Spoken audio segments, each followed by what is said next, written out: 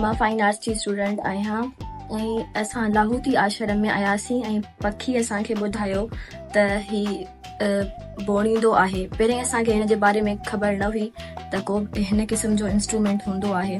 हे फ़कीर ज़ुल्फ़कार ठाहियो आहे ऐं उहो पाण म्यूज़िशियन आहे ऐं लाहौती मेले में उहे पाण हिन इंस्ट्रूमेंट खे वॼाईंदा बि आहिनि।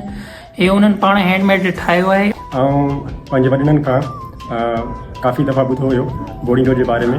उन खां बाद में सोशल मीडिया ते फ़कीर ज़ुल्फ़कार जूं कुझु वीडियोज़ ॾिठियूं हुयूं जंहिंमें हुन कुझु तमामु इनोवेशन्स कया हुया बोड़ींदो में। ऐं अॼु हिते लाहौती आश्रम में अची करे अञा मूंखे वधीक कुझु शयूं सिखण लाइ मिलियूं।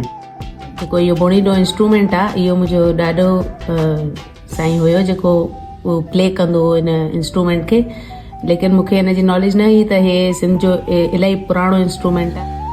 असांखे हिन जे हिस्ट्री जे बारे में ख़बर पई त ही मोहन जे दारो मां मिलियल आहे। हिन जे बारे में मूंखे पहिरियों ख़बर न हुई त हे छा आहे। हिते मूंखे ख़बर पई आहे त हिकिड़ो म्यूज़िकल इंस्ट्रूमेंट हूंदो आहे, पर घणा करे माण्हू कंहिंखे टोक वग़ैरह कंदा आहिनि न त पोइ हुनखे चवंदा बोड़ींदो। मूंखे न हुई ख़बर बोड़ींदो छा हूंदो आहे। अॼु मां पहिरीं जेको ॾिठो आहे बोड़ींदो हिकिड़ो म्यूज़िक इंस्ट्रूमेंट हूंदो आहे। असां हिन ते कमु कयो।